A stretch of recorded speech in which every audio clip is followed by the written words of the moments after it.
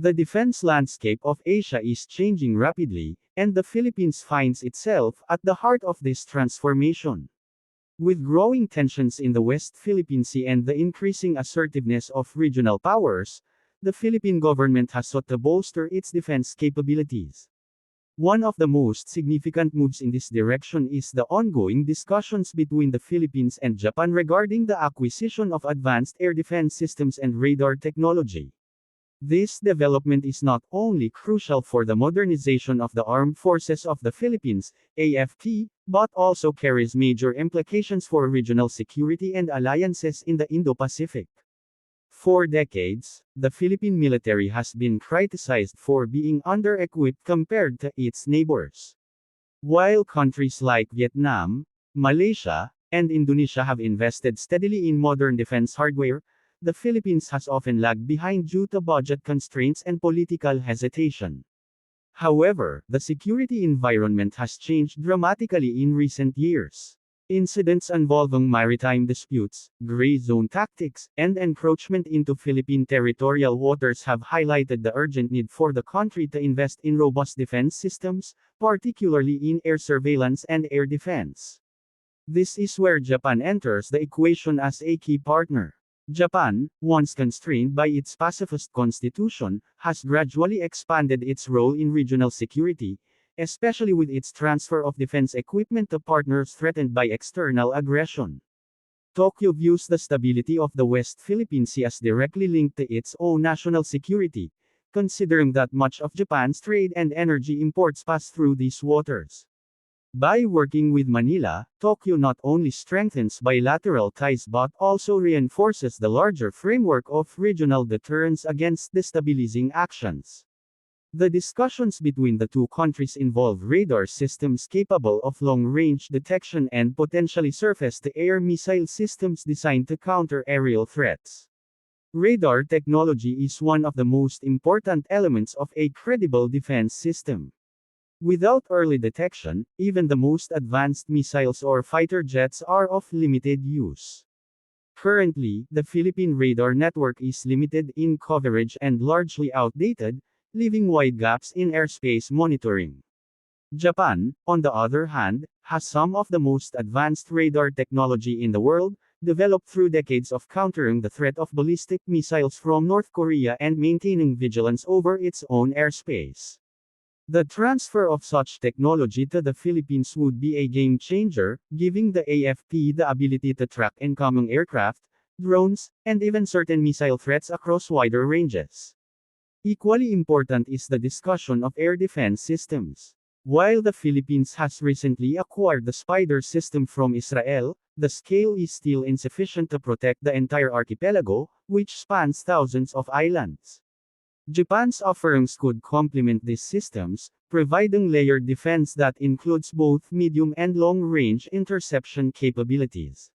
For instance, Japanese-developed surface-to-air missile systems can provide coverage against high-speed threats, including advanced fighter jets and possibly cruise missiles.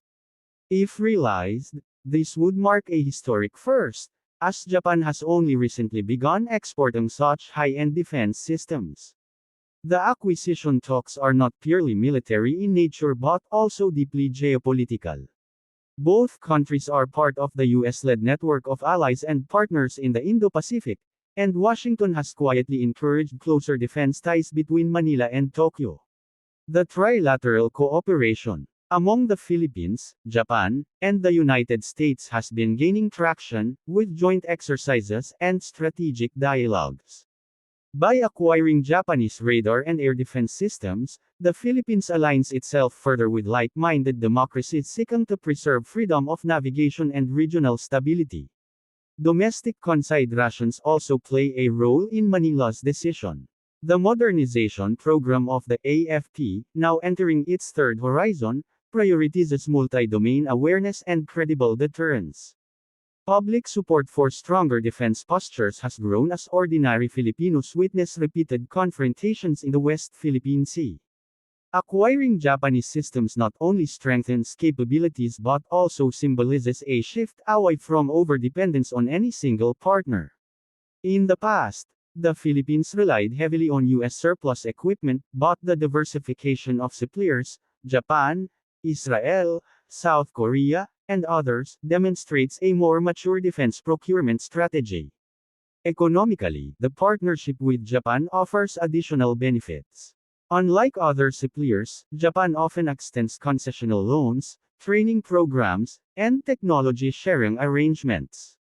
This ensures that the Philippines not only acquires the hardware but also builds local capacity for operation and maintenance. Training Filipino operators and integrating the systems into the country's command and control infrastructure will be a critical step. This reduces the risk of systems being underutilized, which has been a problem in past procurements. On the other side, Japan also gains from this cooperation. By supporting the Philippines, Tokyo expands its defense exports and strengthens its reputation as a security provider in Asia. It also contributes to burden sharing with the United States, showing that regional allies can step up to ensure collective security. Moreover, a stronger Philippine defense posture indirectly protects Japanese shipping lanes, creating a mutually beneficial relationship. Critics, however, warn of potential challenges. The cost of advanced radar and air defense systems is enormous, and Manila must ensure that its defense budget can sustain not only the initial purchase but also the long-term upkeep. Furthermore, integrating multiple systems from different suppliers, Israeli Spider, Japanese radar, and possible American platforms, requires sophisticated coordination. Without proper integration, the full potential of these assets may not be realized. Another concern is the possible reaction of Beijing, which has already expressed opposition to increasing defense cooperation between Manila and Tokyo. Such moves could further heighten tensions in the South China Sea, leading to more aggressive behavior. Nevertheless, the strategic calculus for the Philippines is clear. The cost of an act-ion, being unable to defend its skies and maritime zones, is far greater than the cost of investment. By partnering with Japan, the Philippines gains not just equipment but also a stronger voice in regional security discussions. It positions itself as an active participant rather than a passive bystander in the evolving Indo-Pacific order. Looking ahead, the acquisition of Japanese radar and air defense systems would represent a landmark in Philippine defense modernization.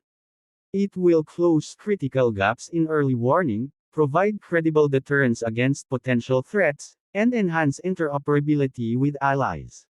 More importantly, it sends a powerful message: the Philippines is no longer content with being the weakest link in regional defense.